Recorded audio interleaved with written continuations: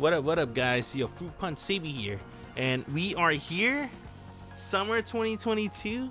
This is my uncut whole video. Well, my whole video review of summer 2022. So I'm gonna make two videos on anime summer 2022.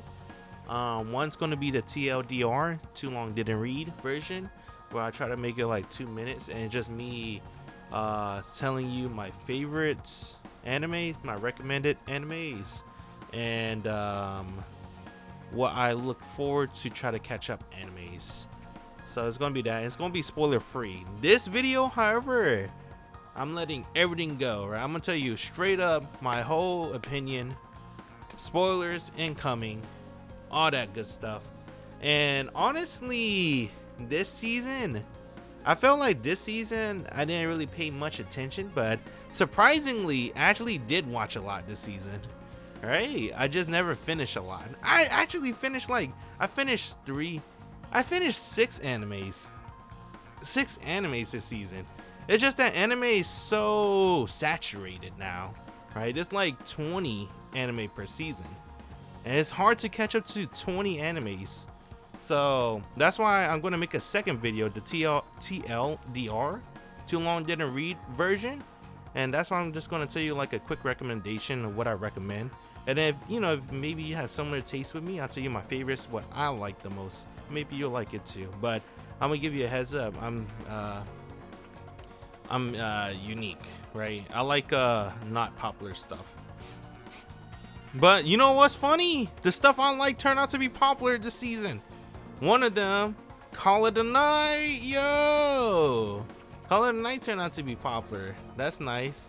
I like this one a lot, and I'm gonna tell you why. Should we start with that? Well, let me explain the legends first before we get started. Asterisk mean I watched it and finished it, and symbol mean I watched at least 3 episodes but didn't finish it. Bracket means I liked it. I did not bracket any of them. I should. You want me to bracket them now? I could do it. Freak it. Alright, I'll tell you what I like. Here you go. Let's just do this real quick.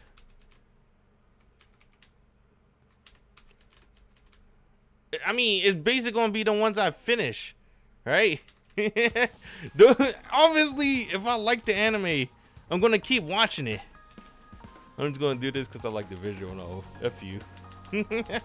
Screw you, man. I'm gonna catch up to it. Let's see. I think that's it. Alright. So, yeah, let's start with Call It a Night first. Call It a Night. Let me pull up my... Let's see. Screenshots. What's it called? Call It a Night. So, I only have like a couple of pictures. I just have this. Right here. That's Nezuna flipping the bird at what's his name, Cole or something like that. And then there's her with long hair. She's pretty cute with long hair. I give you that. So Call It a Night. I knew I was gonna like it, but I didn't knew I was gonna like it. Like I knew it was gonna be like decent, but I didn't knew it was gonna be good, if that makes sense. Like my expectations was not high, and it turned out to be pretty dang good. So Call It a Night is only available at this moment of October 2022. It's only available in High Dive, so you can only watch it there unless you go to some another alternate resources. But what's it about is about Nezuna meeting up with Ko. So they had a fateful meeting, and Ko found out that she is a vampire. And then she showed him some really cool stuff in the first episodes. I think the first 2 episodes maybe. And then they basically she showed him how life could be fun, because he was dreading life, right? Life was boring. He was doing the daily routines, going school, going home, going school, going home. And then his school life got ruined because a girl tried to ask him out, and he was like, no. And then now people like, look at him funny now. He was like, I don't like the vibes. So he just chill out at home. Now he's just a delinquent student that's not going to school. And he met up with a vampire, Nezuna, and she basically gave him life again. Like, you know, life could be fun again. And obviously they do it at night. So the freedom of nights, right? You can walk on the road. You won't, well, your chances of getting run over is pretty low because everyone's sleeping, right? And then you have like more freedom at night to do whatever. And then it's like less stuffy, less packed. The sun's not in your eye. To me, that's a problem. Like, the sun gets in my eye, I'm like, oh god, it's bright. But then when the moon shines, it doesn't hurt as much as the sun. I like the nighttime vibes too. Maybe that's probably another reason why I like the anime. It's because I like nighttime vibes. I used to work a lot of third shift, second shift, well, late second shifts. So I'm used to staying up like after 12 a.m. a lot of the times, most of my life. And I really do kind of relate of loving the nighttime vibes, but it can't be all sun and sunshine, whatever they call it, right? Later on, the anime Ko's gonna face like you know, situations. So they start off the anime, you know, him and Nezuna character bonding and stuff, and then he meet up with the vampires, right? Seti, and then the other vampires right here, basically. Somewhere she's not a vampire, and then they like tackle each other problems one by one. And then that's when Ko encounter Anko, like pretty much the last 3 episodes. And then that's when they had like a huge build-up, right? A huge that's when they face the problem, right? The real life problem. You know when reality smack you in the face. That's what she basically did with Ko. She showed him the reality of a vampire. Like, when he become a vampire, he will have to suck human blood. And if he refuses to suck human blood for 10 years, he'll die. And he'll also suffer for like 10 years being hungry. And you know when you're hungry, you ever seen the Snickers commercials, right? The hangry, you're not yourself when you're hungry. Get a Snicker bar. That's what she showed Ko. What happened if you're like, you know, hungry and stuff. As a vampire though, right? So after he's been smacked at reality of a vampire, he, you know, in the final episode's moment, he contemplates, do I really want to be a vampire? Why did I want to be a vampire in the first place? What am I doing in my life, right? He's basically like having like a midlife crisis. And then Nazuna try to let him go, but he's like he doesn't want to let go because this character pretty much you know, give Ko another, like she basically give him a push, like a push in the back. He gave him a push in the back of Ko. And then Ko's like, you know, he got the motivation, he got new resolve, and now him and Nezuna meet up, make up, happy ending. And obviously it's not ending because it's anime. You gotta read the manga to find out the ending. That's one thing you gotta get used to when you're watching anime. Don't expect the ending. Like, expecting the ending is like, man, you're just gonna, it's always disappointing, right? You know what's the whole point of an anime.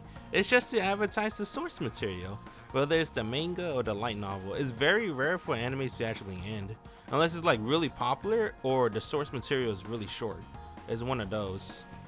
So, oh, Shueisha, I didn't know that. Is it? Let's see, whatever. So if you want to know more, you have to read the manga. Can this get a season 2? It's really good. It's popular in the West, it seems, at least in the West. I don't know if it's popular in Japan, but I like it a lot. I don't know if Japan likes it. That's the real determination. Who cares if the West likes it, the Japan likes it? I hope yes. One big thing that I really like about Call It a Night is I like that it give me, what's that one? Bakemonogatari vibes. I don't know why. Is it the same director? There's 2 directors. Let me see. Ah, yeah, it's almost the same director. Right? I think Bakemonogatari had like a lot of directors. And he's like one of them. So what I mean by give me Bakemonogatari vibes, obviously, yeah, vampires, right? And supernatural, urban legends, whatever you want to call it, urban fiction. But besides urban fiction and vampires, it's the you know what I'm talking about, right? You know Bakemonogatari. The freaking the head tilts, the close-ups, and then whenever they're talking, they're doing some really exaggerated thing while they're talking and stuff. It's like the close-up, the screenshots, and all that stuff. Man, it really did give me the Bakemonogatari vibes, and I can see why. See, it's like it shares one of the same directors that did Bakemonogatari. Bakemonogatari have a lot of directors, I believe. He's one of them, as you can see, right? He's one of them. He did like some of the stories. What episodes he do? He did like storyboards, episode directors for a couple episodes, and then for the other series too, a couple episodes. So that's why it gave me a lot of Bakemonogatari vibes. So if you like the flow and pacing of Bakemonogatari, you'll definitely love Call It a Night. That's for sure. So yeah, Call It a Night, mad good. All right, so let's go to the other one. Let's see. Devil Part-Timer. I kind of like it, but I wasn't enjoying it. Does that make sense? Like, I think I like it because I have fond memories of season 1, but season 2 is like pretty I don't know. I remember liking this a lot, I felt like, but then I think when I tried to rewatch season 1, I thought it was alright. Like, first impression, I thought it was really good. But second impression, I just nod my head saying, alright. Season 2, first impression, it gave me the same feeling when I try to rewatch season 1. Just nod my head, it's alright. I don't think it's that great, but I never finished it as well. I think I got to episode 6, and then I just never came back. Right? I just tried like binging it, and then I caught up to episode 6, but I didn't feel like watching it weekly. Maybe I'll try binging it again. But season 2, I have been spoiled a couple of times because it has been like 10 years. So I knew about the kid already. When I first learned about the kid, it was from Dengeki Bunko Climax, the fighting game. I think on PS3 or PS4. I forgot, it was one of them. But I think that was like 5-6 years ago. So I've been spoiled about the kid 5-6 years ago. And when I first heard about it, it blew my mind. I have a manga. Let me see if I could grab it real quick. Give me a moment.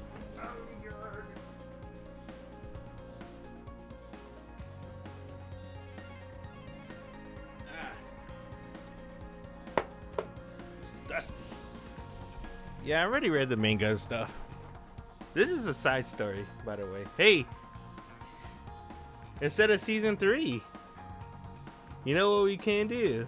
Hold on. Can we adapt this into a anime?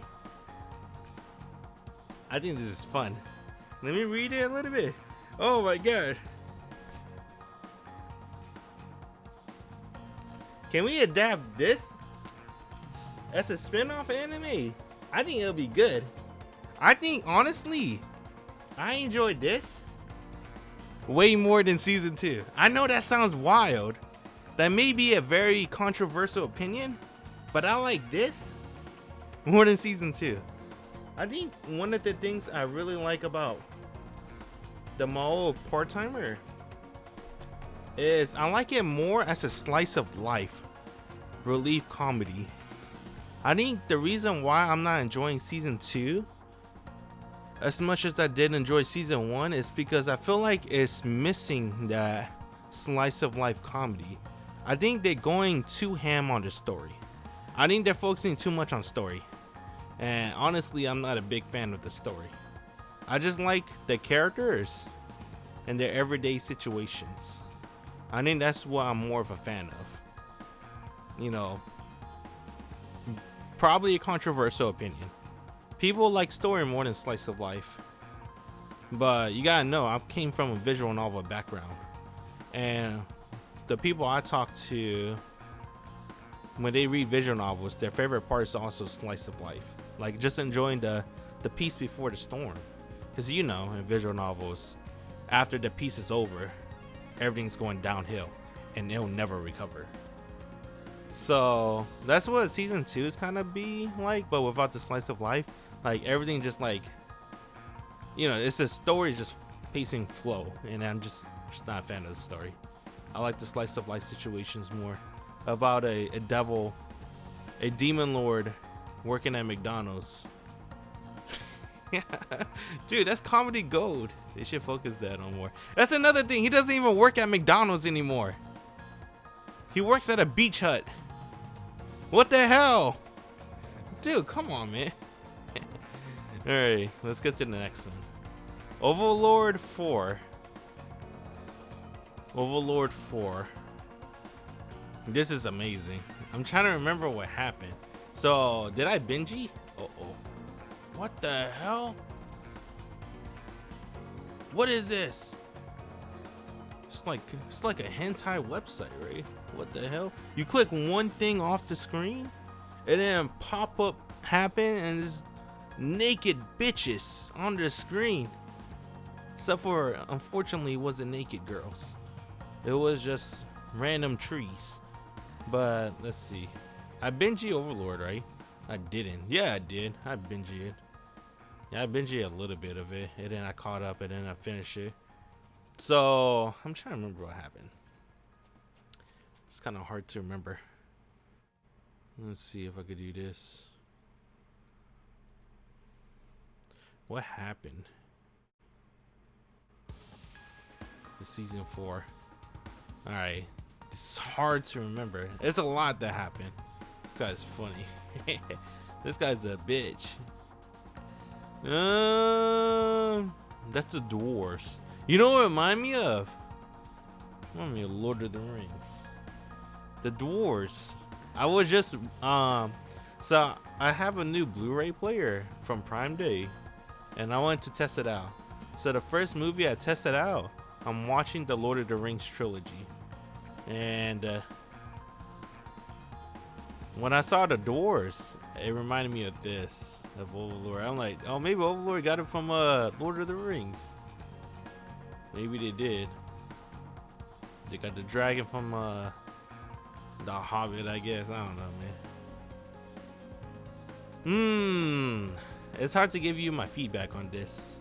I can't really explain it. I liked it a lot, but how do I explain this? Okay, so Eins Ugon.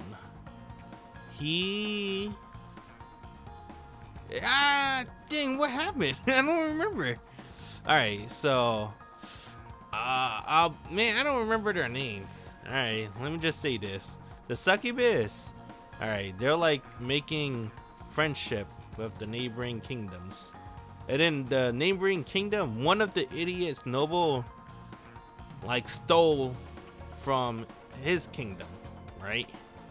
And then, well, before that happened, I forgot her name. Alberto. I think her name is Alberto. Alberto. She's, you know, making relationships with the neighboring kingdoms, setting up, you know, traps and stuff, and then manipulating the nobles. He swore allegiance to his kingdom, or something like that. And then in one of the episodes, they saved the dwarves. Now the dwarves swore allegiance to him. They conquered the dragons. The dragon kingdom swore allegiance to him. And then one of the idiot nobles that she was manipulating just suddenly robbed from him, right?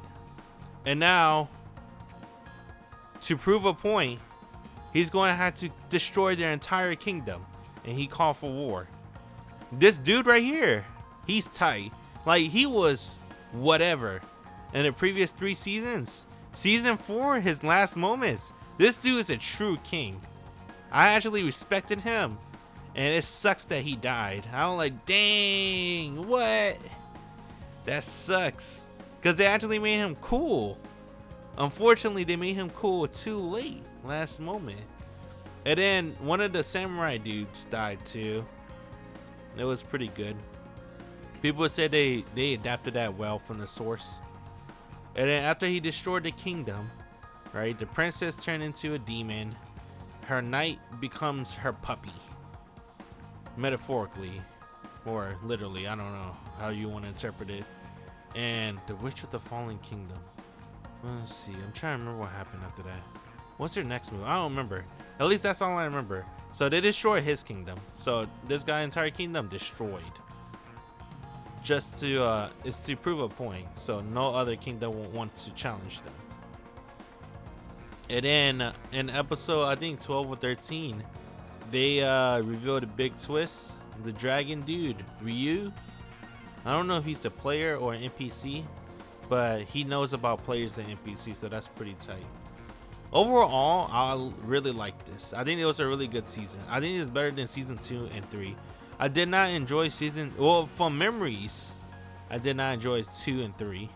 I really enjoyed 1. I liked 1 so much that season 2 and 3 being whatever, I didn't mind.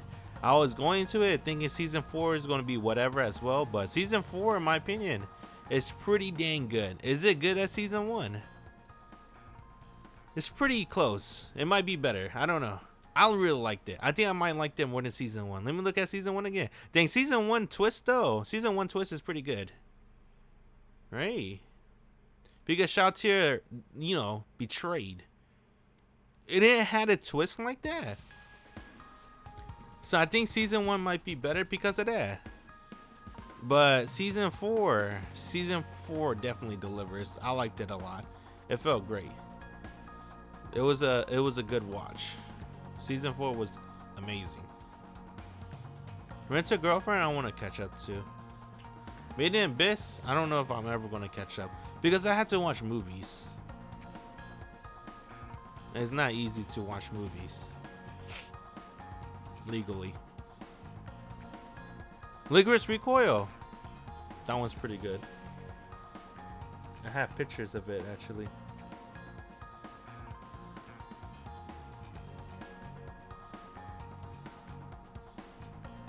There you go. Lycoris Recoil. I liked it a lot. It was pretty good. But if I can describe this anime in one word, Zoomers. This anime is definitely made for Zoomers. Like, it's so progressive. Is that the right word? Yeah, I like that. It doesn't look like she's being animated. That's cute. Aloha. Aloha. Alright. So, Lycoris Recoil. I think that's a really solid anime. There's a lot of side stuff, but it does have a story. So, this one, I binge. And I think it's probably better to binge, honestly. I don't think you can watch this week by week. Yeah, I think it's probably better to binge. But yeah, for Lycoris Recoil, what did I want here? What am I doing? Oh yeah. I want to talk about the story. I gotta remember. Let's see. Oh, it's easier just to look at the episode list to help me remember. So episode 1, they just want to show off their animations, and they did good. All right, what's it? A1 Studio. Yeah, A1 Pictures, A1 Studio. Amazing job. Right. So I think this anime is basically a homage for action movies. So if you like action movies, this is definitely an anime you should look into. Or if you have anyone that likes action movies, right, this could be their gateway drug. I think this anime is a pretty good gateway drug to anime, honestly. It's like so normie friendly in my opinion, right? It has representations, diversities, actions, homages. Oh, is that the right word? Homage? Well, it has a lot of actions sequence that's probably like a East. I don't know what they call it. A homage, Easter egg to other action films, and it's animated very well, it's smooth, and the story is pretty likable as well. So this is definitely a pretty good gateway drug to any of your normie friends, or if you're a normie yourself that's trying to get into anime, this is a pretty easy pill to swallow. First episodes, they just want to like set up everything. I don't remember when the story actually starts. I think the story starts in maybe episode 3 or 4. I think episode 1 and 2 is just to introduce you to the world, and then 3 and 4, that's when they start the story about what's her name? Chisato. Wait, did we call her that? Takina. I do remember that name. All right, yeah, Chisato and Takina. It's about them, right? Let's face it, right? Some people, what really got me into this anime, someone called it lesbian city hunters. I like that. Lesbian city hunters. I'm in there, bro. It's pretty good though. Like, it is pretty good. I don't know if I'll call it lesbian city hunters. I do like calling it that. I don't remember when the story started. It starts somewhere around like I think 3 or 4. Story. Man, it's too much going on. She's like, what do I start? Chisato is an orphan. So Chisato was raised by she was raised by a group called what they call it again? Something about an acorn, right? Let me see. He's not even in here.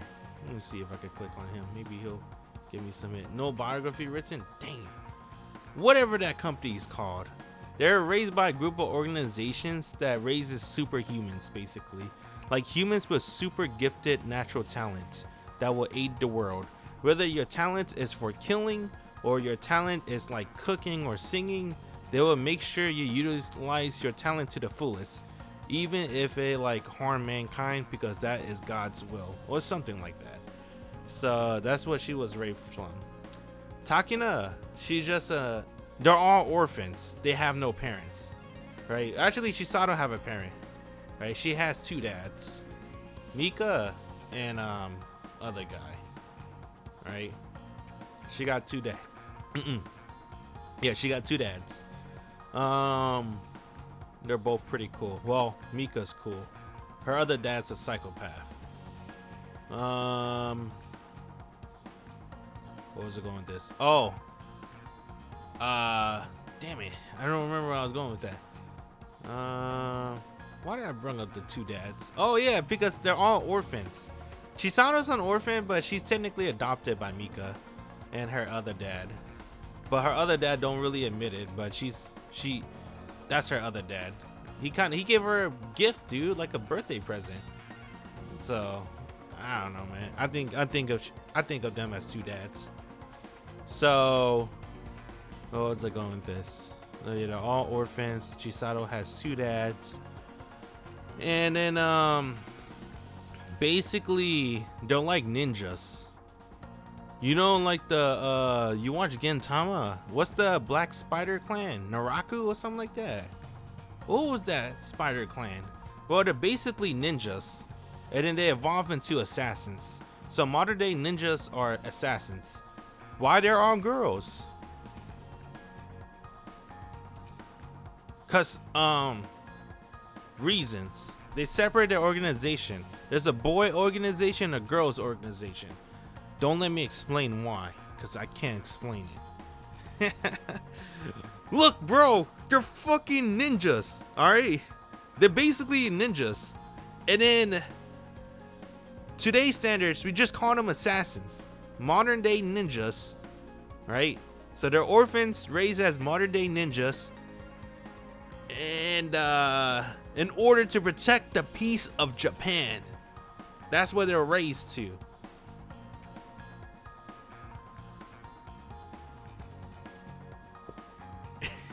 God, there's too many crap in this, bruh. There's like so much stuff going in the story. It's not really hard to understand. I think it's kind of hard to explain. There is a lot going in the story. All you need to know, this dude's godlike. I like this guy. He's cool as hell. Majima, he's cool. He's my favorite character probably for this season. I think he's a really cool dude. He's a villain. He kind of remind me like Joker, right? She doesn't act like Batman, but he acts like Joker. So they're like rivals, right? Chisato and Majima. And then remember the organization I brought up? So the organization that's like, they're basically X-Men, right? The organization like X-Men. You know, like Professor Xavier gather like mutants and then he like guide them and to learn how to use their mutant powers for the sake of humanity. Chisato organization with like the owls or whatever they're called, right? They're like X-Men's, but instead of like for the good of humanity, it's just the good of the planet. They're like X-Men's mixed with Final Fantasy VII Mako energy.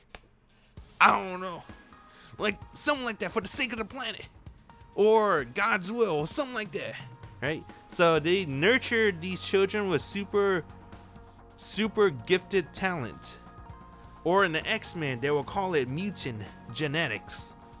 So they have super gifted talents and they nurture them to utilize their talent to the fullest. Even if your talent is to kill people, they want you to utilize it to the fullest to kill more people. And that's Chisato talent. She kills people as a talent. How does it work? She could dodge bullets. She's awful at aiming, apparently, but only because she used rubber bullets and that's hard to aim. But if she's using real bullets, she's pretty good at that. She's good at killing people. But she has a refusal to kill people because in her childhood she had a heart transplant, and it's not even a real heart. It's a man-made heart, like robotic. She's like Iron Man. Oh, freaking A. She is like Iron Man. She's like Iron Man. She got the Iron Man heart. And then, because she was saved by kind people, she wanted to return and thought that her role in this world is to bring smiles across everyone she interacts with. So that's why she refused to kill. She joined up an association of assassins. No, wait, I think she was already part of it. It's just that the owl people noticed that she has a gift of killing. I don't even know how they find the super talented people. I don't think they ever explained that actually, but it doesn't matter. Remember, it's anime. Let's go with the flow. So she has a gift of killing people, but she refused to kill. And then because she refused to use her talents for killing, her other foster dad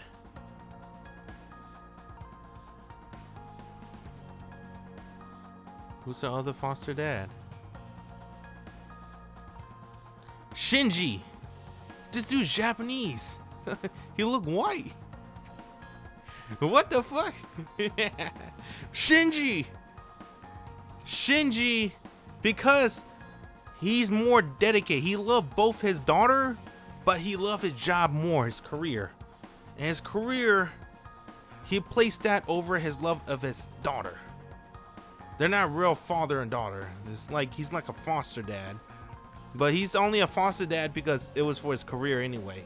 So because she refused to kill people, he's creating these various schemes to get her to kill people, but failed every time. He even worked with terrorism so she could kill the terrorists and become a hero. He's kind of like, you know that movie Batman? The first one, Dark Knight Rises. You know when Bruce Wayne, Batman, right? He wouldn't kill people, but his sensei keep telling him, you gotta kill me or I'm gonna kill the entire city. And then Batman's like, I'm not gonna kill you, but I won't save you either. And he zooped away. It's kind of like that movie too. She's like Iron Man and Batman. Then she's more like Batman. She just have Iron Man heart, but she's not smart or a billionaire, but she fights like Batman. Dang, she is kind of like Batman. This story is so, it's like, it's just random stuff just thrown at you. And it just all works. That's what makes it so sick. He's like Joker. She's like Batman. What was I going with this? Oh yeah, the story. So because she refused to kill her other foster dad, Shinji, create various schemes to get her to kill people, but it failed ultimately. And then he used his ultimate scheme, right? Because her heart is like Iron Man, so it's machine. He drugged his daughter and electric shock her heart. And now, in order to get a new heart, she has to kill her foster dad and get the heart, like just open up his chest and grab the heart like Kano Mortal Kombat. But she refused to do that. Takumi, she was ready to do it, but Batman won't let her. So Chisato told her no, and then they went to go fight Majima. And then her other foster dad, remember she has two dads, Mika killed his lover. I was gonna say husband, they're not married. So Mika killed his lover. It was pretty sad, I'm not gonna lie. I teared up a little bit. I was like, damn. Because, you know, he got to choose, right? The love of his life or his new love of his life. He didn't even love Chisato, right? Until, like, I guess, like, year 2. I don't know. They didn't really explain too much. But they just say that he took the role as a father for Chisato for his lover, right? Shinji. And then it was also for his career, too. But then later down in life, right, he just changed his mind saying, you know, I'm gonna raise her right. And then he raised her right. They're probably going to get with that in season 2. But yeah, so that was pretty sad. He had to choose the love of his life or the new love of his life. He can only have one love of his life, right? And he chose his foster daughter Chisato. That was pretty heartwarming, but also sad, right? So he killed Shinji, ripped out his heart. Next scene later, Chisato saved. And I didn't even talk about the big fights. This one, Majima and Chisato, is pretty cool. He's basically Joker. You know, like how Joker always like mess with Batman because he's bored. He's not bored, but you know, I don't know. Because, you know, Batman completes him. And then like Chisato completes him. So he always just want to fight with Chisato. Obviously, he's doing his main mission too, right? To revolutionize Japan. Because, yeah, there's peace in Japan, but only because of the modern day ninjas, right? From, I think they're called Lycoris Recoil. I think that's what they're called. Is it that organization? What the hell they're called? Oh, it's called D8? No, it is Lycoris. So, they're called Lycoris.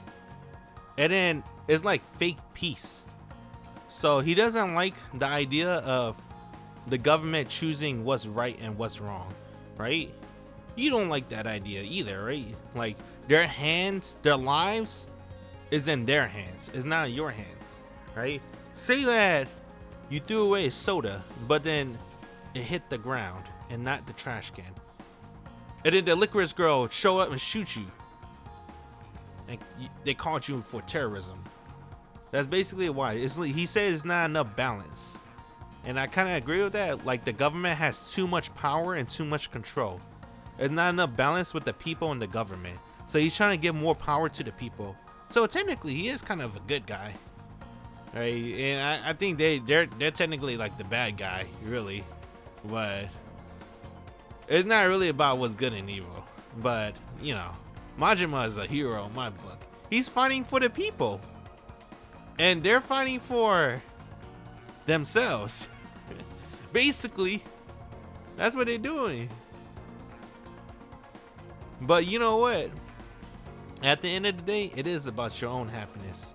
And whatever sacrifice you have to make, it may have to cost someone else happiness, but it only matters if you're happy, right? And whoever wins at the end, they're the hero. Where was I going with this? Oh yeah, after they finished the mission, they went to Hawaii. This anime is random, bro. There's like so many stuff just like thrown at you. And then the thing is, it works. It just works. And it kind of makes sense in the end. It all makes sense at the end. It does remind me of a lot of superheroes too, though. Only the heart, whatever, as Iron Man. Chisato's like Batman. Majima's like Joker. Yeah. It's pretty good. It's a pretty good anime. I liked it a lot. Very action-packed. Majima's cool. Let's see. Isekai Oji-san. So I watched a little bit. I think I watched like at least 3 episodes. I stopped watching it because I think one of the episodes got delayed. Maybe I didn't even watch 3 episodes. Maybe only 2 actually. Maybe I should take that off the list. I think I only watched 2 because I remember one day episode got delayed and I just never came back. So it's pretty good though, from what I remember. My stepmom, daughter, and my ex, it's whatever. I think it's whatever, bro. It might be good, it might be whatever. I never finished it. Let's see, Vermil and Gold, I heard it's pretty good, but I just never gave it a real chance. It's cause I just never kept up with it. I didn't care enough to go back for the other episodes. Harem in the Labyrinth and Another World. I only watched 2 episodes, right? So not 3 episodes. I think they spoiled the ending on episode 2. Like they give you that the Shakespeare stuff, you know, in Romeo and Juliet, where they just tell you the ending first, and then they tell the story. It didn't work with me for this story. Like you told me the ending, that's all I need. See ya. I ain't staying for the story. Engaged Kiss, alright, that one, I like that one a lot. Engaged Kiss. This one's probably one of my favorite ones, actually. Not popular though, right? Semi-decent popular. So Engaged Kiss, let's see. I don't have too many pictures. This is my favorite scene. Damn, I wish they close up on her ass. Damn, she thick though! Can we magnify? Zoom! Whoa! Yo, she thick! This anime is great. Oh my god! She thick. I think I love her. Damn! That's a good one. That's a good anime. Yo, this anime is good. So if you're a fan of White Album 2, you'll probably like this anime. Cause is this storyboard? Director. Who writes the script? How you know? Oh, this one right here. Maruto Fumaiki. Sorry if I butchered his name. So if you're a fan of White Album 2, you'll probably like Engaged Kiss, because it's the same writer.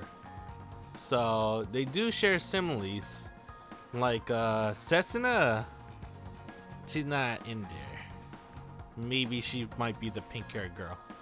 And what's the other girl name? The girl I like. Blue hair girl. Let me see. Blue hair. She has blue hair too. Let's see. Kazusa. Yeah, I remember her name. Kazusa. She's kind of like the blue hair girl. Blue hair girl's like Kazusa. Pink hair girl's kind of, I don't want to call her Setsuna. She's someone else. She's her own character. And then she even have her mom that she doesn't get along with. I don't know, bro. I think she get along with her mom. Whatever. It's the same writer as White Album 2. What the story's about is about the main character named. I like this because it reminds me of what's that anime called? The one with swords. Guilty Crown. Pink hair girl and the main character name is Shu. So Shu's a bum. He's definitely, if you know my album too, he likes to make scumbag main characters. The main character is definitely a 2-timer scumbag, 3-timer, 4-timer, 5-timer, maybe 5-timer, 4-timer, 5. I think maybe 4, at least from what they explain in the lore. He's a 4-timer scumbag. Yes, he has 4 girls, and he cheated on each one of them. Except for maybe the pink hair girl. No, he even cheated on her. Yeah, he's a 4-timer. This guy's a scumbag. Holy shit. Absolute scumbag. Womanizer. Oh my god. But it's alright. He's a good guy still. Even though he's a womanizer. It's not even for the sake of his mission. He's just a womanizer, bro. This guy speaks with a D. I guess I respect that. Alright, so what was I? Yeah, his name is Shu. And he has this girl. Man, it's weird. Kisada. I don't know if I want to tell you the weird part. I guess I'll tell you everything. Kisada. So Kisada is always with Shu. The twist is Kisada is a demon. So she's not even human. So she's a demon. Shu's a demon hunter. The other girl, Ayano, is also a demon hunter, but for another company. So what this story is about is they live in a remote city in the ocean. It's like a small remote island, and the island is full of demons for some reason. So they have like a group of companies that hunts demon secretly, kind of like Demon Slayer. No, nothing like Demon Slayer. These companies, they hunt demons, but they bid an auction. So the government will pay them out like $200,000, $60,000 for a mission just to hunt demons. But if they cause any public damage, they have to pay for it. That's the downside. So yeah, so they form demon companies. Shu formed his own independent demon company, and his only employees is himself and Kisada. So they go out and hunt demons, blah blah blah. The real objective of Shu forming his own demon company is because he's missing for his he's looking for his missing family, and he know that his mom and dad is dead, but for some reason he hold on hope, thinking his little sister's alive. And the reason why he thinks his little sister's alive is because of a dream. In a dream, his little sister was calling out to him. And the fucked up part is, damn, I wish I took pictures, but the pictures got deleted, so I can't show you it. So the thing is, his little sister was calling out to him for help for like 10 fucking years. Oh, it was fucked up. So in the last episode, his little sister was calling help for him for 10 years, but the girls that he keeps sleeping with, like freaking Ayano, Sharon, and unknown girl number 3, they prevent Shu from going to save his little sister. They're like, nah, don't pick up the phone, honey. Come back to bed. I'm like, whoa, wait a minute, Shu. So his little sister is haunting him. She's like a fucking ghost, right? Haunting Shu, trying to like send him messages through like dreams and phone signals and shit. And the fucking girls, bro, they won't let him get out of bed. So I'll say that. Remember that part at least. I shouldn't say that part. I said it too soon, but remember that part. I'll get to that part later. So yeah, his little sister, the reason why he know his little sister's alive because she keeps sending him messages and hints like through dreams and like his phone disturbances. She's like a ghost telling him, hey, I'm alive, come save me, right? And then it finally got through to him after like 10 years though. It took him 10 years. It took her 10 years to like, I don't know, it's 10 years, but it felt like 10 years. It might have been 5. It might have been 5 or 10. I don't remember. So let's just say 10 years, just for the sake of exaggeration. So after getting the message, 10 years, I'm like, oh, my sister's alive. I gotta go save her. And then he formed his independent demon company. He broke up with his girlfriend. The blue hair girl, Ayano, is his ex. She's a $1 billion girlfriend. She's a sugar mama. So Shu is a bum. He's a leech. So he leeched off Ayano. He stole all her money, lived with her. Dude, this is fucking crazy. This main character is actually a scumbag. I'll get to that part at the end. He's still a good guy, but holy fuck, he stole her money. This guy's fucking nuts. Holy shit, the worst of the worst. I'm telling you, this guy, he's really good at making like scumbags main characters. Holy crap, he was a scumbag. He made tights? Miru tights? I didn't know that. What the hell? What was I getting at? Oh yeah, that's his sugar mama. So he broke up with her. And that's why he's broke. Because he don't have a sugar mama anymore. But yeah, he broke up with her, formed an independent demon company with Kisara. And then they go in deep in the story. The way he meet Kisara is like he read, researched, and then he found out that she's like the ultimate weapon or something like that. And she could like lead him and help him to save his little sister. So he teamed up with Sharon. Him and Sharon got together. Sharon loved Shu. And he broke up with Sharon by putting poison in his penis. So not in his penis. So he put like poison on his genitals and insert his genitals into Sharon. So they have sex while he's wearing poison on his genitals. The poison got into her. God. The reason he did that is because she wanted to kill demons. So she's from a church organization. What's it called? Whatever. She's in a church organization that kills demons. So Shu got Kisara. She wants to kill Kisara. Shu won't let her. So Sharon's gonna kill Shu because she likes her career more than Shu. Shu was one step ahead of her. He poisoned her by making love to her with his genitals. His genitals have poison in them. And then he poisoned Sharon. But don't worry, she didn't die because she's like a superhuman or something like that. She doesn't die easily. And then he grabbed Kisara and run. And then they made it to Japan. That's how they met. Okay, I explained that part. So, you know, each episode has some character development, and then they get a step closer to finding out you know, Shu finding his only family member in the world. Because, you know, the whole reason why he's looking for his family member is because he felt, I guess he still feels lonely, right? Like, he's still like the only person in the world. So he wanted to at least save his only flesh and blood. That's probably why. But then, you know, Ayano, come on, bruh. She loves you, bruh. You can make a new family. But, you know, I don't know. It's anime. Well, I guess that's the right thing to do, right? Save your only flesh and blood. I mean, she did haunt him for like 10 years, telling Shu to go save her.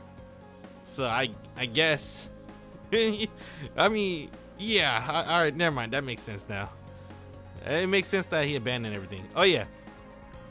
We got to the demon part. How he got to Kisara. So after he acquired Kisara, so in order to make a contract with a demon, you must sacrifice something, right? It's either your life, your soul, or what Shu found is his memories. So he thought the memories would be like the least thing to, like, you know, whatever to sell. So he sold Kisara his memories. But Kisara, being a demon she is, she kind of sucked up too much memories. So every time Shu used Kisara power, he loses a little bit of himself. Like, you know, your personality, right, is made up of your experiences of how you grew up and stuff, right? Obviously it's genetics as well. But yeah, so every time Shu loses a piece of memory, he loses a piece of himself. So Ayano's starting to notice this because she's been doing stuff. I don't know why she's doing this. Maybe because she's trying to get back with Shu. Like, she's very desperate. She's trying to like get back with Shu. So she wore like her first outfit on their first date. They go to the first, you know, the park, which is where the first date is at. And then Shu don't remember any of that stuff. So when Shu don't remember, she cried a little bit inside, and it's kind of sad as fuck. But I mean, you should expect it. It's the same dude that made White Album too. He likes to torture everybody, the audience, the characters. He just torture everybody, right? So you start feeling sad for Ayano. It's really, really sad, and you start to pity her. It's like, that's my new favorite character. Well, she's my new favorite character, but for other reasons. Oh God. Do I have another pictures? All right, let's not get to that part yet.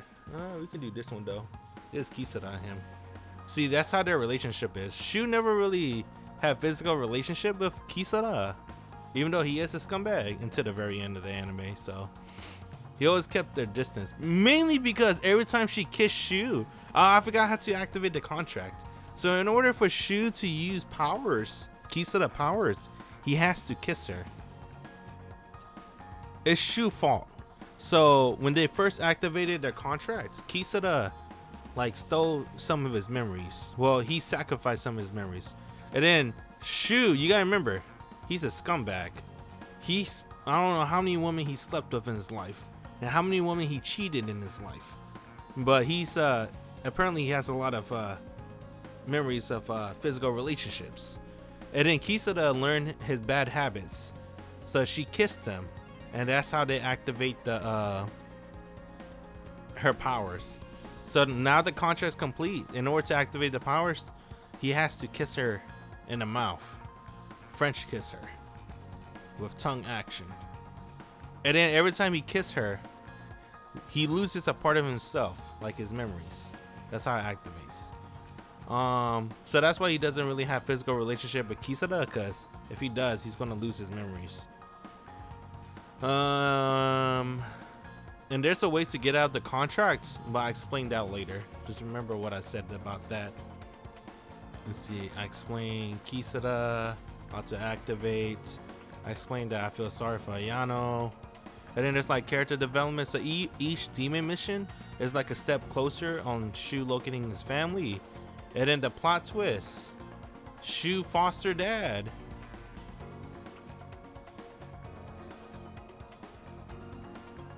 That got me a little sad too. Shu foster dad, Miles. Damn, bruh. Miles, damn.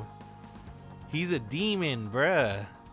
So, Shu, damn, this is sad. You gotta watch this.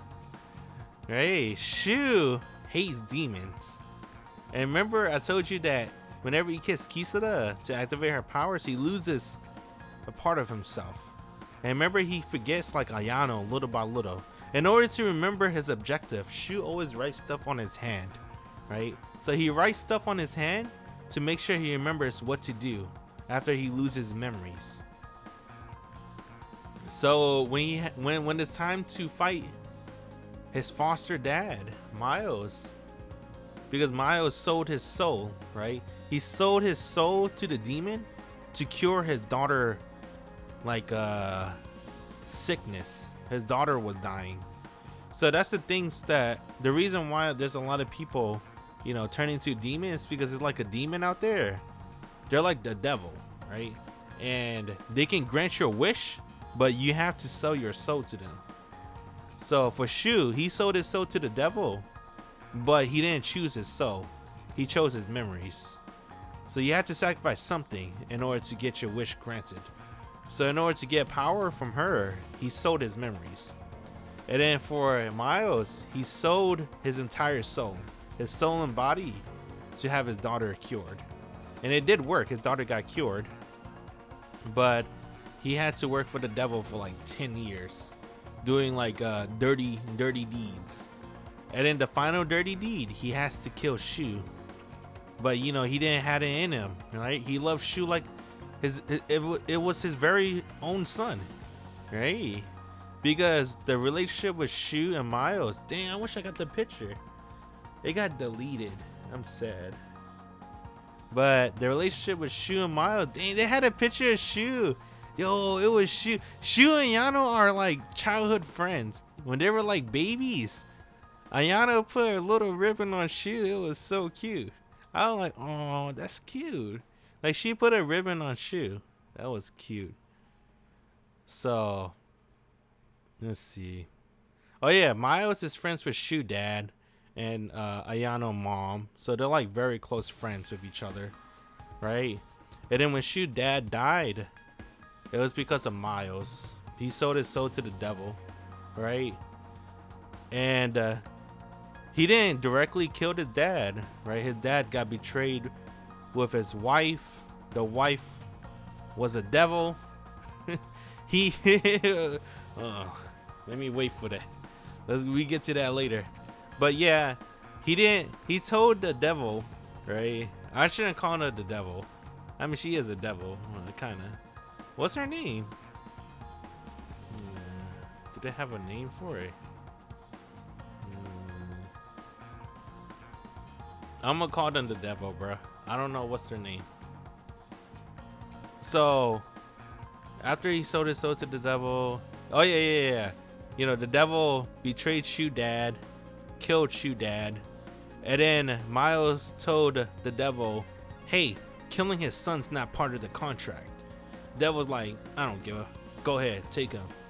And then Miles took Shu, escaped from the tunnel blew up, and then he might have raised Shu out of guilt at first, but you know, at the end of the day, he loved Shu like if it was his own son. So when it was time to kill Shu, he couldn't do it, of course. So he let Shu kill him. But the thing is, Shu didn't have enough power to kill Miles, right? Even though Miles was like, you know, holding back and stuff.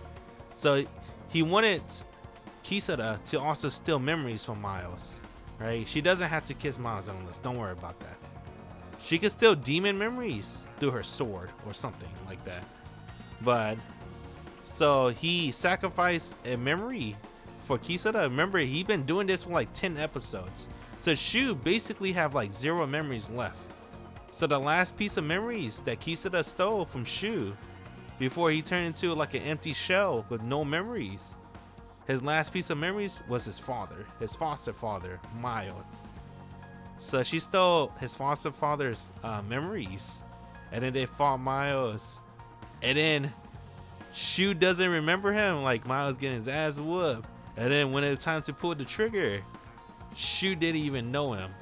He looked him dead in the eyes, called him a demon scum because he hates demons, and shot him right in the face. That shit was cold. I was like, oh fuck. And then later Shu cried because when he wasn't like sobbing crying, he just like shed tears, and then he didn't know why he was shedding tears. And then Kisada, right, after like, you know, 10 episodes and stuff, she's become more and more human, right? Obviously, even though she's a demon, she becomes more and more human, and she felt guilt of stealing all of Shu memories, and seeing Shu shoot his foster father was like the last string that broke her. And then she was like, I can't do this to Shu anymore. This is not the Shu that I love. So she tried to save everything on her own. They went to Ayano did her own thing. Kisada did her own thing with Sharon. I forgot to mention Sharon. Damn, there's a lot of stuff that happened. Hey, I'm taking too long on this, but this is real good. I like this anime a lot. This anime is good. This anime was sad. I don't want a season 2, to be honest, cause I think in season 2, like, how can it get better than this? Right? It can't get better than season 1. They probably can do a season 2 than 1, but I don't think it'll get better than season 1. I'd rather not have a season 2 if it won't be better than season 1. We can just end it there, and I'll be happy, right? Versus a season 2 where they could actually mess up the ending.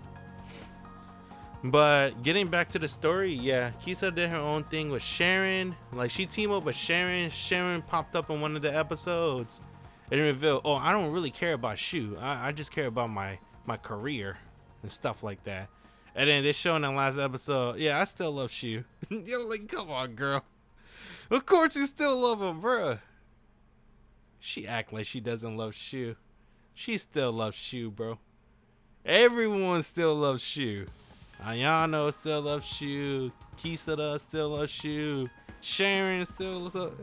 Damn. The best part, he did it with all of them. What a fucking god. Alright, let's not get to that part yet, though. What was that? Oh yeah, I was like near talking about that. I skipped a lot, but that's because I don't feel like explaining the whole story. So yeah, Ayano did her own thing. Kisada's team up with Sharon. Shu is like being left in the dark because, you know, his 3 harem care so much about him. Like, they don't want to see him like break anymore. Like, he lost so much over the past of 10 episodes. Like, he don't remember anything. And after he killed his foster father, and they all witness it, They all saw him kill his foster father. Cold-blooded. They're like, we can't let him do this anymore. All right, that was the final string. They can't let him do this anymore. Shu's breaking, you know, he's becoming an empty shell. Like, he still act like himself a little bit, but he's forgetting everything. Right? And they don't wanna see Shu like break like this. So they try to solve his issues for him by saving his little sister. They finally pinpoint the island where his little sister's at. They went to go save them, his little sister. And obviously Shu somehow found out. And then he teamed up with Ayano. And Ayano got in a helicopter with Shu and go to the island where Kisada and Sharon's at, to his little sister. It was a big fight scene. Beat up his little sister. And then he had an option to kill her. No, Kisada had an option to kill her. Kisada missed on purpose. Shu ran up, go through the pile of rocks, and found that his little sister was on the horn.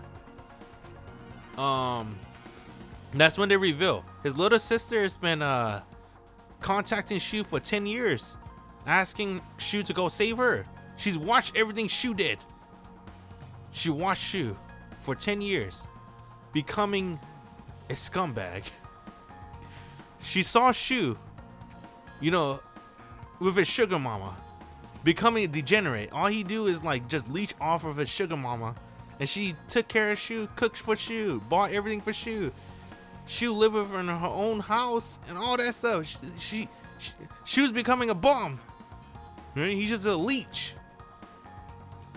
And then when Shu broke up with her, he went to Sharon, and I wonder why she hates Sharon.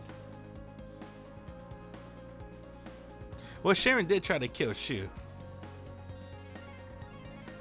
I guess that's that. Sharon did try to kill Shu. And then, you know, Kisada stealing Shu memories. You know, Imoto-san saw everything. So Imoto-san's target is to kill Shu Haram. She wants to kill Shu Haram because she been trying to tell Shu to save her for 10 years. And Haram basically not let Shu get out of bed. It was fucked up. Yo, like she like pop up his phone, like trying to call him, like do ghost telepathy or some shit. And then fucking Ayano, titties hanging out, saying, "Come back to bed, Shu. What you doing?" And she was like, "Oh, my phone's ringing." I'm like, "Don't worry, honey. Come back to bed." And she was like, okay, I'll come back to bed." Moto-san, Ayano on the list to kill. Sharon, she got naked. I think Imoto-san tried to send signals through a dream or whatever. Shu never got the message. Alright, Sharon on the kill list. And then Kisada, he never slept with Kisada though. At least until the end. But, you know, during this story he never slept with her because she's a demon. You know what? Just put her on the kill list anyway. Right? She distracted Shu from saving Imoto-san. So, I don't know. Did she wanted to kill Kisada? I don't know if Kisada was actually a target. I think Ayano was mostly a target, for sure. I don't remember. I gotta watch that episode again. But I feel like the entire Haram was a target. So, yeah. After, Imoto-san tried to kill his Haram. Of course, the Haram wins. Mostly Kisada. And then Shu, after they beat her up, they could talk to her and stuff. And then Shu, take care of her, kind of talk to her. And then they turn into one big happy family. Where Ayano is holding a gun against Shu's little sister. Shu's holding orange juice. Sharon's in another country, but she'll come back for Shu. And then Kisada just, getting pissed off. This is their happy family at the end. It all worked out. Oh, I forgot the most important part. So Kisada, remember I told you that Kisada basically stole all his Shu memories? Oh, maybe that's why she's on the kill list. Right? Because she stole Shu memories. Well, Shu's giving her his memories, but that's probably why Imoto-san wanted to kill Kisada. But besides that, so remember when Shu was becoming an empty shell of a husk because he lost basically 90% of his memories? So Kisada gave his memories back to him. So remember the contract, right? They kissed to, you know, activate the contract. But in order to break the contract, Kisada rewritten the contract. In order to break it, she wants to hold hands. They have to hold hands like this. Like, it's interlocking holding hands. So if Shu ever interlock holding hands with Kisada, it'll break the contract. And Shu will regain all of his memories. But when they broke the contract, he didn't just get all of his memories. He got all of Kisada memories. So now he knows everything about Kisada. And himself. So he got all his memories back in Kisada. So now their roles are reversed. Kisada now has amnesia, and Shu have all his memories, which is cool. I kind of like that. That means now he remember all his ex-girlfriends. Oh, I forgot to tell you why he's also a scumbag. So yeah, he cheated on Yano. They mention it slightly. That's fucked up, bruh. That's his sugar mama. She fed him, gave him a house, bought everything for him, make him happy. She does everything to make him happy, and he cheated on her. That's fucked up, bruh. He cheated on her on a drunk girl, on a random ass hotel, for a random night. They mention it like in episode 12 or something, when like he lost, no, episode 11 or 12, when he lost all his memories, and Kisada told him, oh no, Kisada gave his memories back, and he remembered all the things he did. And he mentioned that he cheated on Ayano.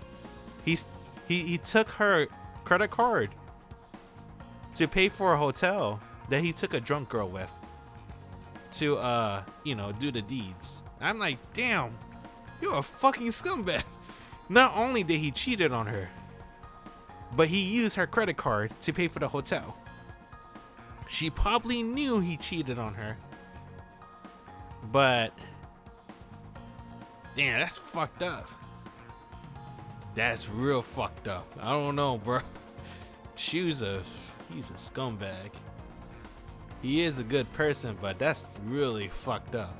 Like, cheating is one thing, but to cheat on your partner with their own credit card, that's another low. Damn, that character is definitely a scumbag. But you know what? He's a good guy at the end of the day. We're all gonna forget. That drunk girl may be a important character for season 2. We don't know yet. But there is a potential for a season 2 with this. It's pretty interesting. But I prefer not to have a season 2. Like, I don't think it can get better, because they resolve everything. The next thing to do is to kill like the devil, right? Like, I think like him searching for his missing family is a more interesting story than him trying to go kill the devil just because, you know, to save the world, I guess. I don't think that'll be an interesting story. And plus, he won't lose his memories anymore, so that, I don't know. You need to have some consequences for using powers. Now he doesn't have any consequences. I think what they're doing is they're probably setting up for the mobile game, maybe. That's probably it. But I hope they don't really like touch the story too much, because I think it's like just it's good enough the way it is right now. They don't need to go and ruin it. Yeah, this is a pretty good anime. I like it a lot. I like the characters a lot. Even Shu, even though he's a scumbag and cheated on Ayano and used her credit card to pay for the hotel to cheat on her. That's fucked up. What if it's her? We never got a backstory on her. You think that's the drunk girl on that random night? She might be the drunk girl, bro. You don't know. She was wild. He'll sleep with anybody. You don't know who he'll sleep with. He's a god. Alright, let's see. Oh, her character, she's just Amazon.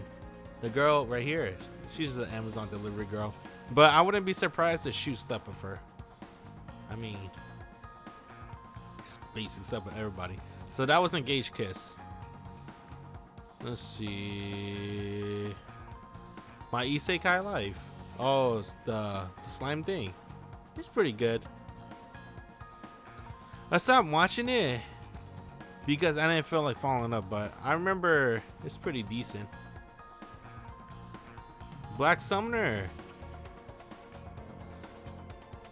I didn't really like Black Summoner that much, to be honest.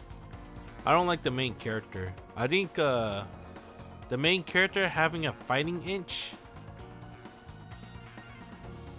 I think it's a little weird. Like if he has split personalities, that might be cooler.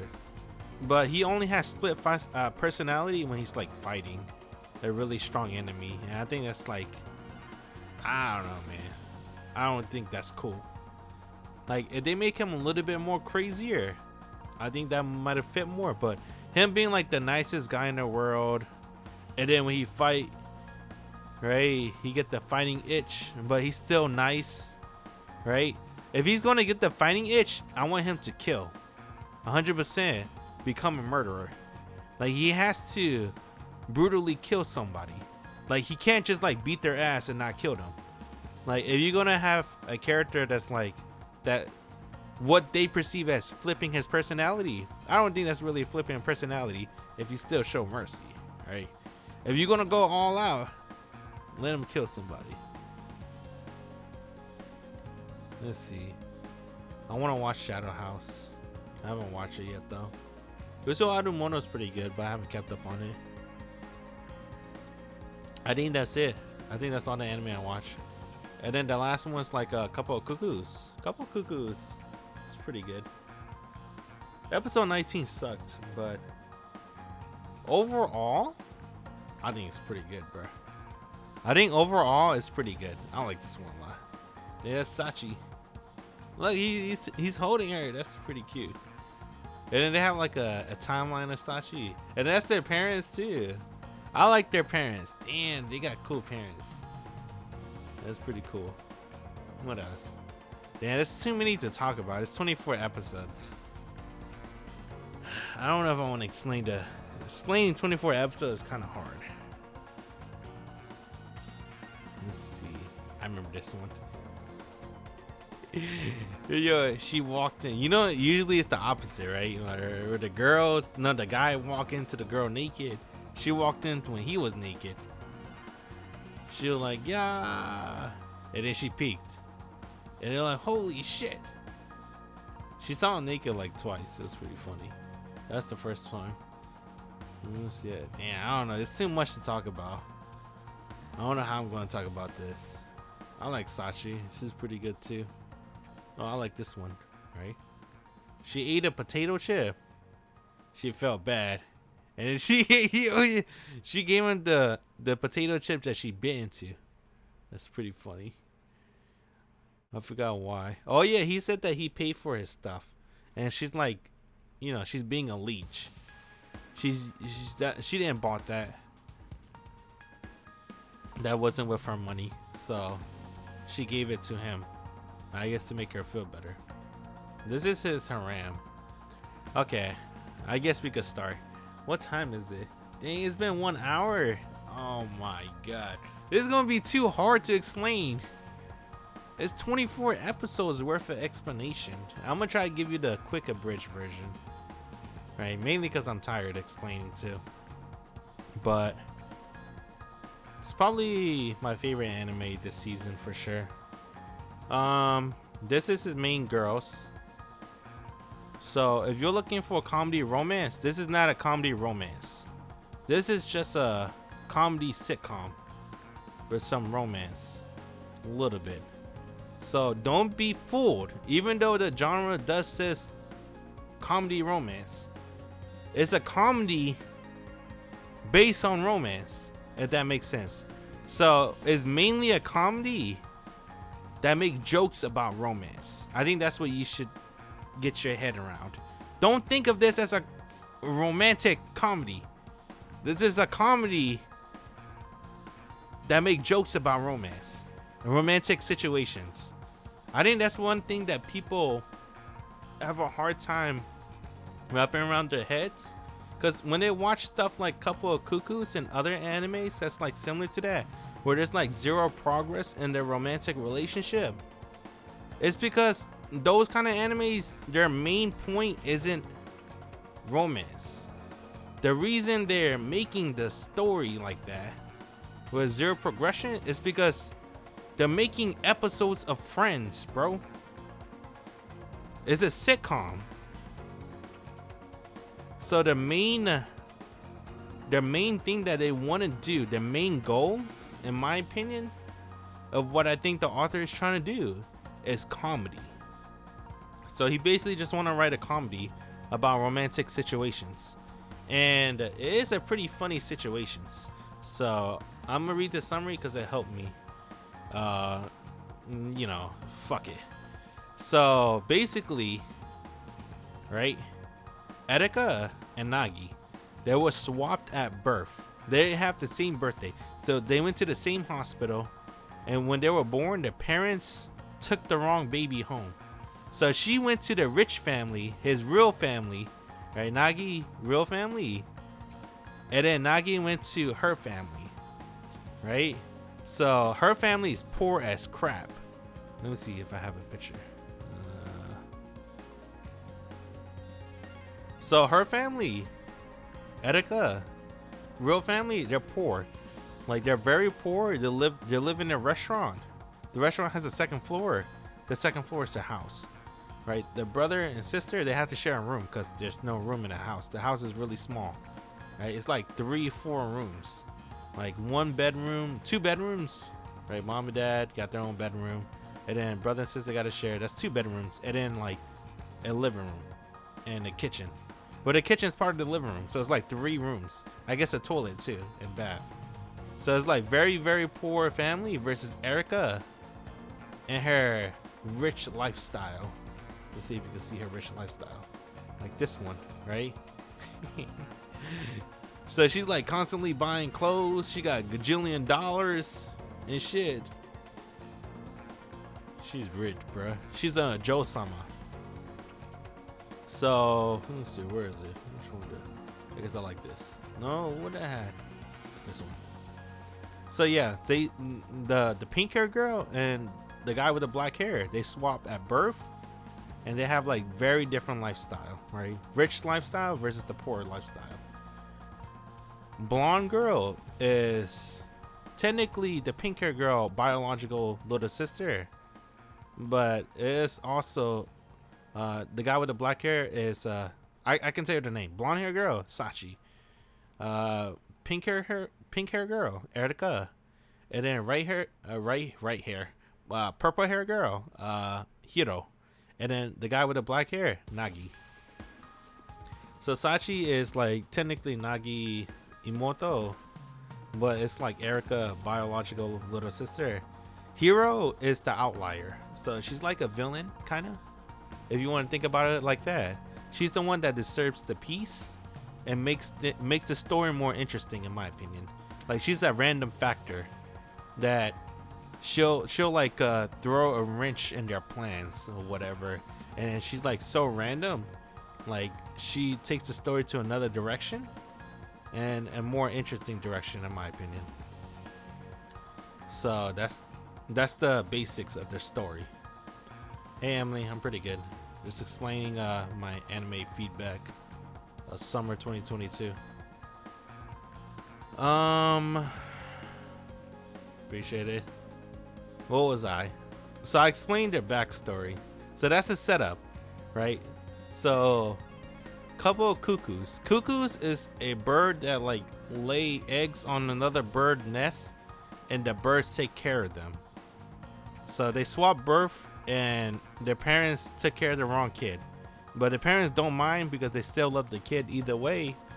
And then they had an idea together saying, hey, you know, we can still keep both our kids by having them married to each other, so that way it'll be okay at the end.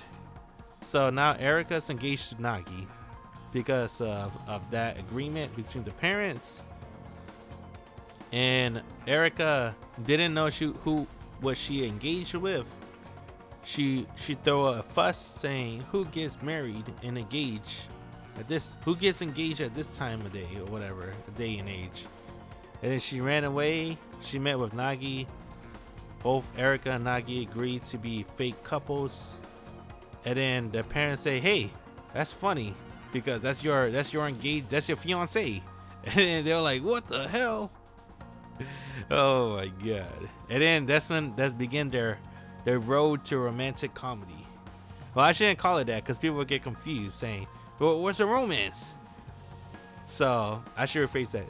And that begins the road to their comedic routines. So they had 24 episode comedic routines. Obviously very little whatever. Very little character development. But I think overall I like the slice of life of this anime, right? As a sitcom, I really enjoy it because I really enjoy all the characters. I think all the characters are pretty enjoyable to watch. I know a lot of people got pissed at Hero, but I think they made Hero look pretty good, like at the last couple of episodes. So they kind of made up for Hero. Like Hero turned out to be a pretty good character, because without Hero, right, the story would be a little bit more bland, right? Because everything would go too well according to plan. You need to have a random factor to make things a little more interesting, and Hero is that random factor. You gotta have a villain, right, to throw in to like twist the plans, and Hero's that villain. So I ended up enjoying Hero more because of that and appreciate her more. And I think yeah, overall it's a pretty good, enjoyable episodes, right? It's pretty fun. Oh, look at that, like they have a water fight. That was, look at that, bruh. Oh, by the way, she's an Instagram model, bruh. She's, yo, Erica. Erica's an Instagram model. I don't want to talk about too much about the story. I think if you focus too much of the story, it sucks, right? Remember my complaint about Mao Part-Timer? So Mao Part-Timer, I like that anime more as a slice of life, but then when they focus this too much about the story, I'll lose interest. So I like, for these type of animes, like the comedic slice of life sitcoms, I want fillers.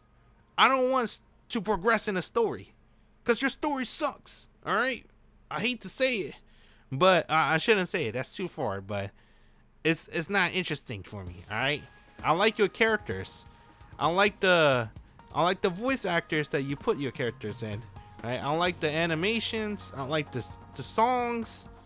Right? I just want to see the characters like come to life in their everyday situation, and I just want to see how they react and live. Right? I just want to see them live their life. You don't need to progress to the story. I'm okay with that. I'm okay to just do like a 12 episode sitcom, a 24 episode sitcom, right? As long as they keep it like, you know, interesting, refreshing. And they kind of did, at least for me. Some people, I think they focus too hard about the story, saying, yo, it's not going anywhere. The story's not moving. The story's not moving. I don't need the story to move. Butt naked for life. Damn. I didn't take a picture of what happened after that. But this guy's fucking dumb. I like this guy. He's pretty cool. He low-key kind of remind me of Araragi too. There was like one scene. What was it? Yeah, right here. He looked like Araragi too, right? I think his reactions reminds me of Araragi from Bakemonogatari. Like, as a straight man role, like his what's that called? His retorts. It reminds me of Araragi retorts. He's pretty cool like that. That's probably why I like Hero. He got shades of Araragi. And then I remember this one. She's a good person. She noticed that.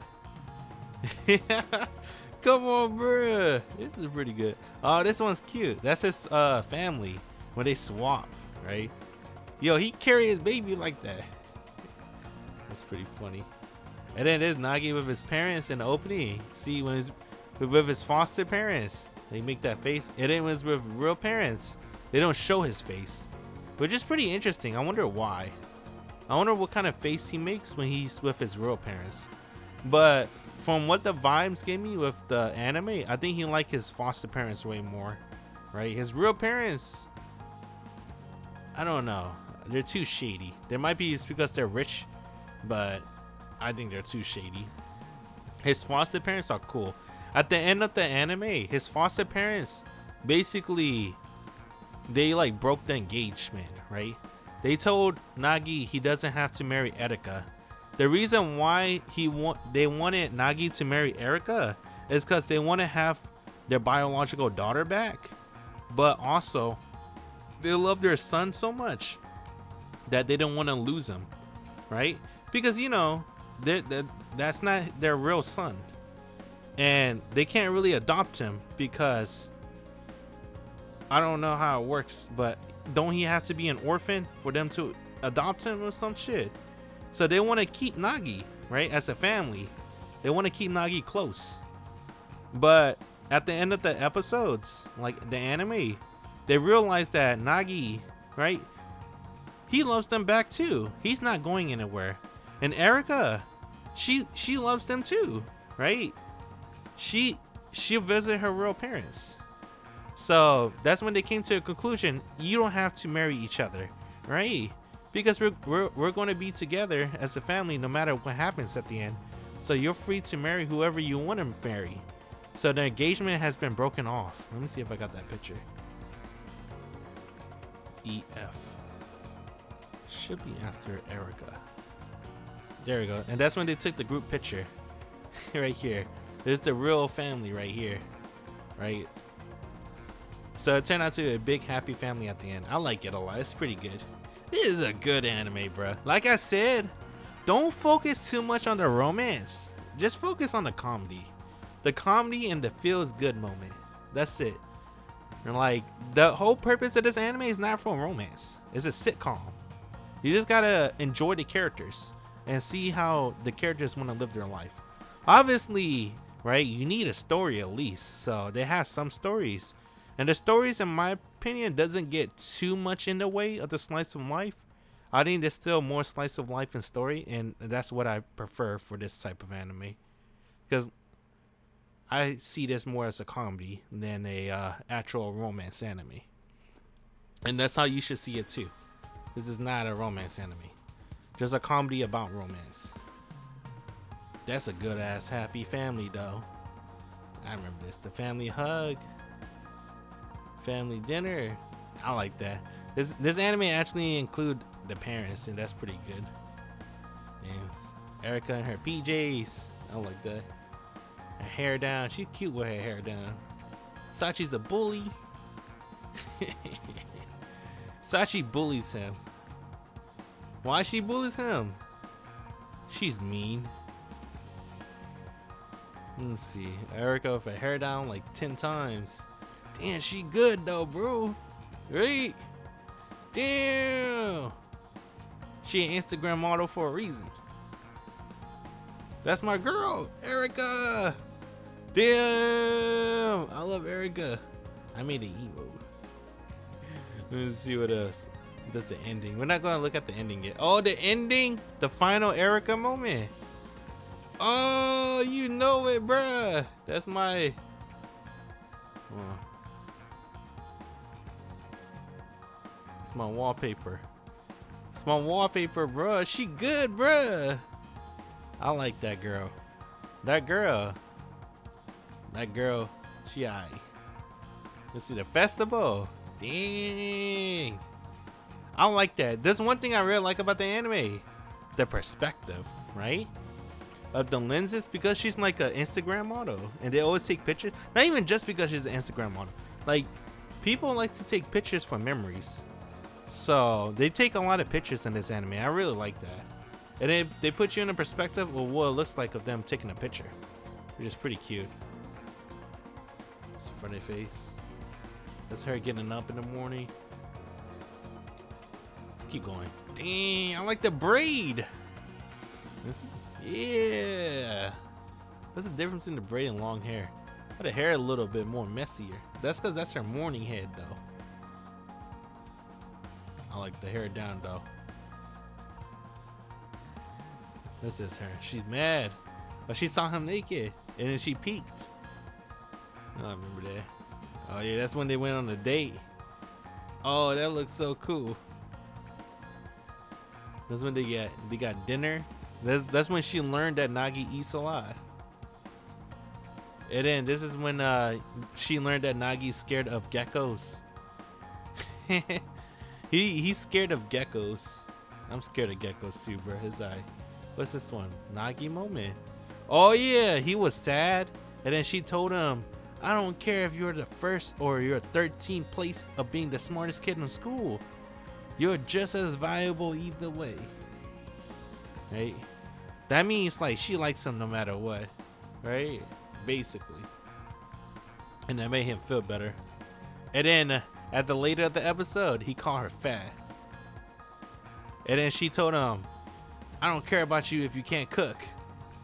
Right? Which contradicts what she said earlier, saying she cares about him no matter what happens.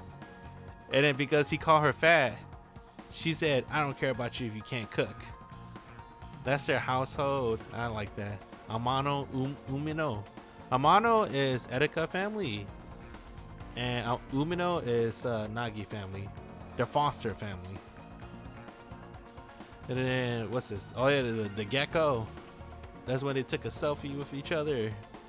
That's when she saw it. I like that. Man, this is good. This is a good ass anime. And then they took another selfie. And then that's when they made a pact that he'll get her to study, because her dad's being her foster dad is being an a-hole, and told Erika that if she failed one more time, she's coming back to the house. And Nagi, he likes the house, so he's gonna help Erika pass, not fail her test.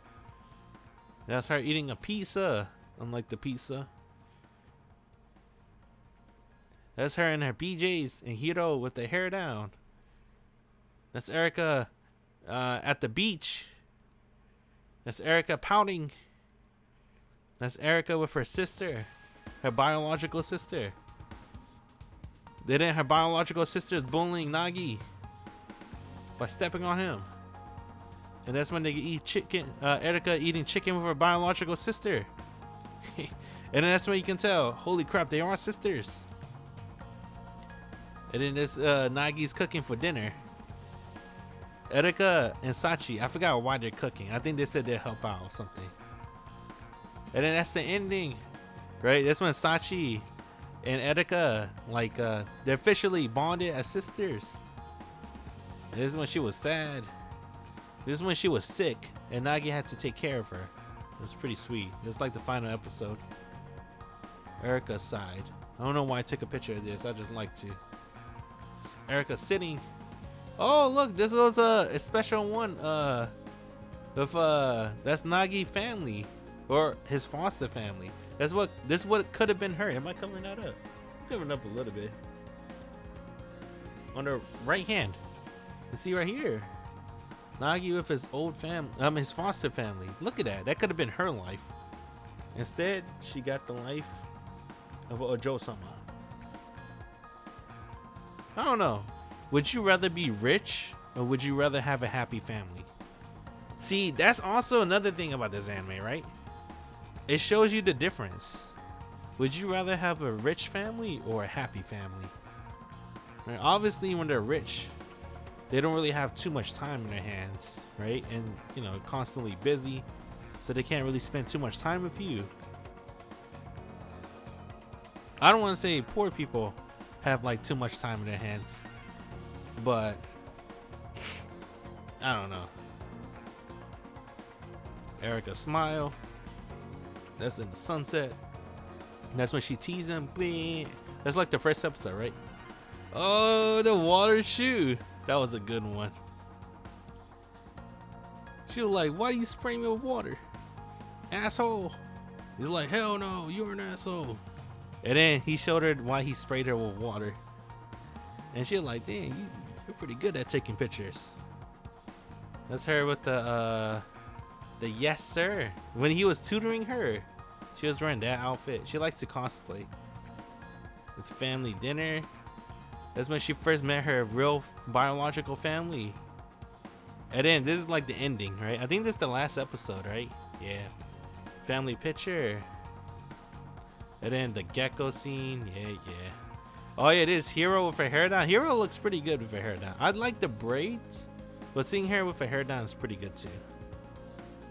Yeah, Hiro looks pretty good with the hair down. Hero moment. And then they got another moment. Hiro's like she's like I told you, she's kind of like a villain of the anime. She makes it more interesting. She's the outlier, the random factor. And then this is I think the episode 23 or something like that. That's when it rained and they had to go to a hotel. And then she lied about her age, saying she's 22. To the you know, it's because they need a hotel and they can't say they're in high school or they might get in trouble. So she's like, I'm 22, he's 22 too. And then I go, like, wait a minute, and she like, shh. And then it's her smile. Oh, yo, that's the beach. That's her swimsuit. I was like, damn. I like her, bro. Her swimsuit is kind of nice. And then it's him looking like Araragi-kun. They had a moment with each other. His family photo. That's when he's butt naked. His parents, right? You can't see him what he looks like when he meets his biological parents, but he's pretty happy with his foster parents, even though it doesn't look like it. That's him like scared. Moody. Him drinking some tea. Him fishing with his foster dad. See? They get along very well. Erika with in the opening when she woke up in the morning. Sachi just like stretching her cheeks out like that. Dang, Hiro. She got another see, I like that opening. See, it's like Instagram right here. You see the likes, comments, all that stuff. Hiro with her boxing gear. She boxes, that's a hobby. Kickbox, that's a hobby. That's pretty good. Pretty good opening. Let's see. Oh yeah, Sachi confessed. Because she found out that's like she always had feelings for him, but she knew it was wrong because she was like, that's biological. But then she found out, oh, we're not blood related. Now she's conflicted. She don't know what to do. And then she asked him the big question near the final episodes: what happened if I asked you to marry me? Would you? She looked at him with puppy eyes, looking like she was gonna cry. And it was like, what do you think our parents would say to that? And he blushed. And then it made her really happy because he blushed. And then she like retreat saying, you're an idiot. That was a trick question. And then she smiled a lot. See, she said, trick question. Haha, I got you. And then she's like super happy now because he didn't say no. See, did she have something good happen to her? She's like super happy. And then that's their moment right here. And then that's when he says sorry to her. And then that's when they go shopping. And then that's when she had a snack. And then Nagi told her that he paid for all his stuff. He doesn't use Erika money or his parents' money. He used his own money. And then Sachi felt bad because she's a leech. She used Erika money and her parents' money. So she was like, you can have one then. And it made her feel better. That's the fishing trip when it was over. That was pretty funny. And then that's Sachi blushing. That's her chilling. That's her in the bath with Erika. And then that's the main heroines. And then that's one of the photos they took. Welcome home, Sachi-chan. So Sachi lived with Erika and Nagi now in their household. And there's the daily life, the slice of life sitcom of the Umino / yeah, basically the Umino family, because Erika is biologically an Umino by blood. So because the sisters getting along, that's when she got left out. That's the opening. I like this timeline a lot. It's pretty good. And then that's when they're arguing. And then that's her choking him out.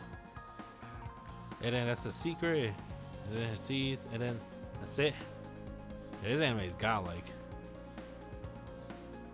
Yeah, overall, I like this anime. Definitely one of my favorites for sure. Definitely one of my favorites. Like I said, if you watch it for for the romance, you're messing up already. If you watch it for the slice of life and the comedy, then you're probably in for a treat. It's pretty good. The characters are really likable. Hero would get nasty sometimes, and by nasty I mean like, you know, evil sometimes. But you need someone to spice up the story. So, well, I shouldn't say story, spice up the situation, right? Because you can't have everything go smoothly. If everything goes according to plan, it'll get boring. So you gotta have a random factor. And characters are likable. Situation's pretty funny. I think it's a good situation, right? Backstory about them swapping at birth, and now they're engaged, but the engagement got broken now. But you know, they still like each other and stuff. It's a pretty good situation. Backstory. What else? OSC is pretty good. Animation is pretty good. Right? Yeah, overall, it's pretty good. It's a pretty good anime. I like that a lot. And that's it, right? That's the last of the anime on my list. So, okay. Let's see. Favorite anime for summer 2022. Okay. Read it line. Let's do the top 3, because 3 is a good number. Then it's hard, because I only finished 1, 2, 3, 4, 5. I only finished 5 anime, so I have 5 to choose from. Overlord's really good. Color Knight's pretty good, but I don't think it's top 3 good. Let's see. So I gotta choose really from Overlord, Lycoris Recoil, Engaged Kiss, and Couple of Cuckoos. Overlord was really good, but I guess I'll choose this one.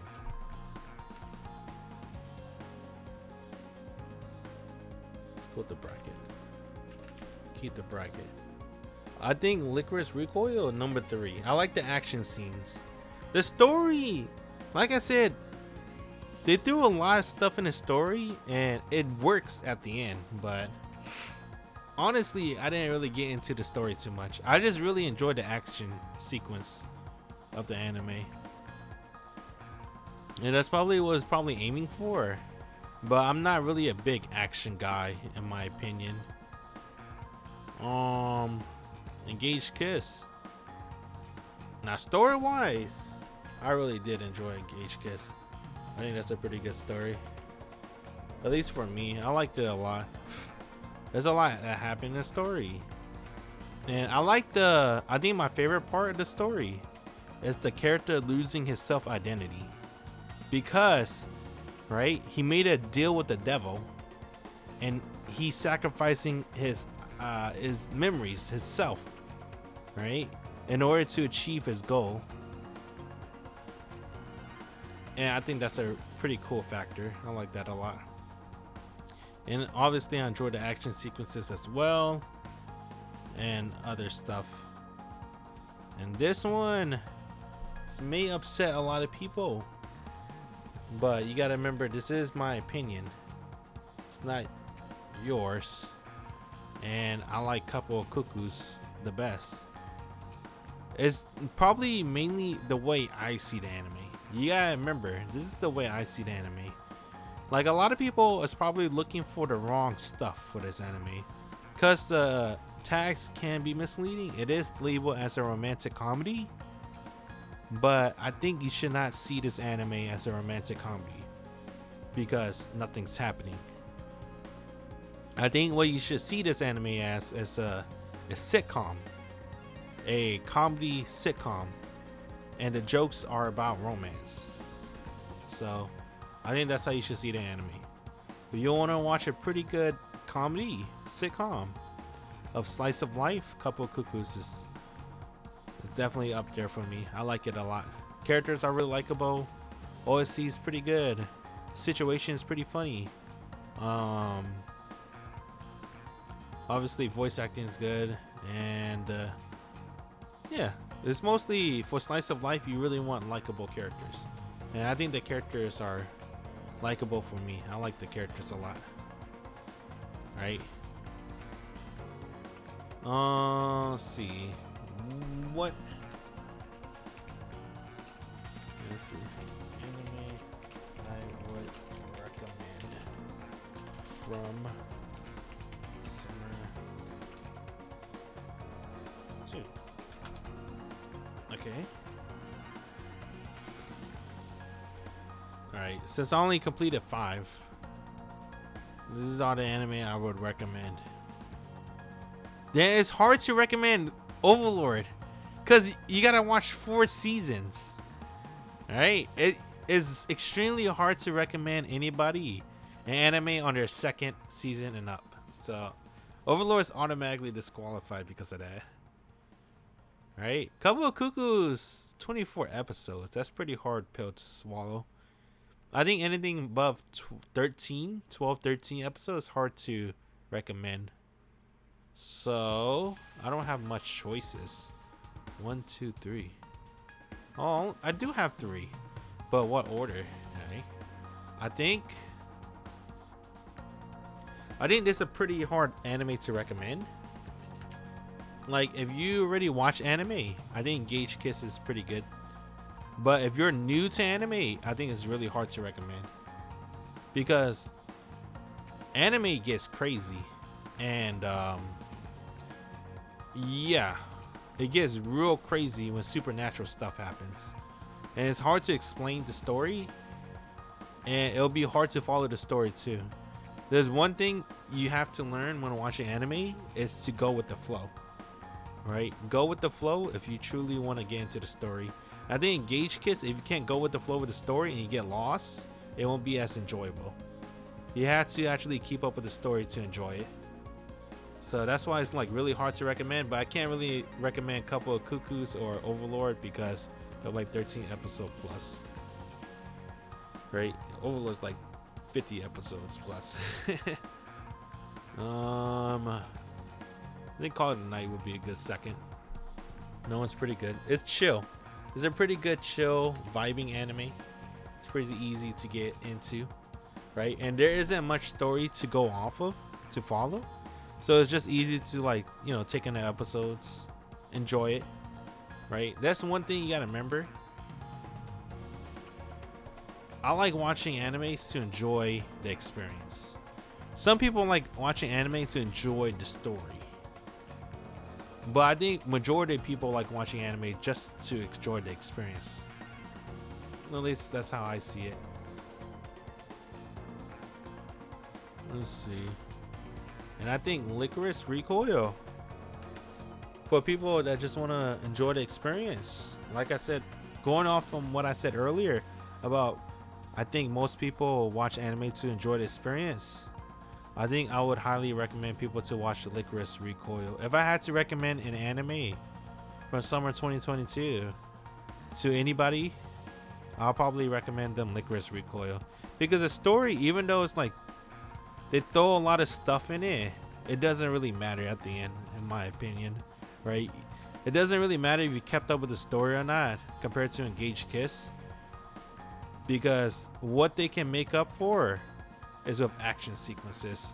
And I think a lot of audience will be glued to the action sequence, and they probably won't remember the story much, but they remember, dang, that was cool. You saw the way she dodged the bullets, flick the guns, do a backflip, and then shoot the dude without looking, 360 no scope. Dang, that was sick. I think for experiences and action sequences, I think a lot of people will enjoy Lycoris Recoil, no matter what kind of background you have, unless you really hate action. But I don't think there's a lot of people that really hate action like that. Like, if they see something cool, they'll be like, dang, that was tight, right? And then they just move on. So it'll leave a good impression to a lot of people. I would highly recommend, if you need to recommend anime or you want to play it safe, I think it's a pretty safe anime to watch. If you what's that called? It's pretty stupid saying, "Oh, you recommend me this anime, but I'm just wasting my time watching it." You're watching anime to waste your time. Your time was made to be wasted the moment you start watching anime. But there's a lot of other anime I could have wasted my time with. Yeah, but you're still wasting your time, bruh. Like, if you really want to get like a good story, you read a real book. But hey, man, different perspectives. But yeah, Lycoris Recoil.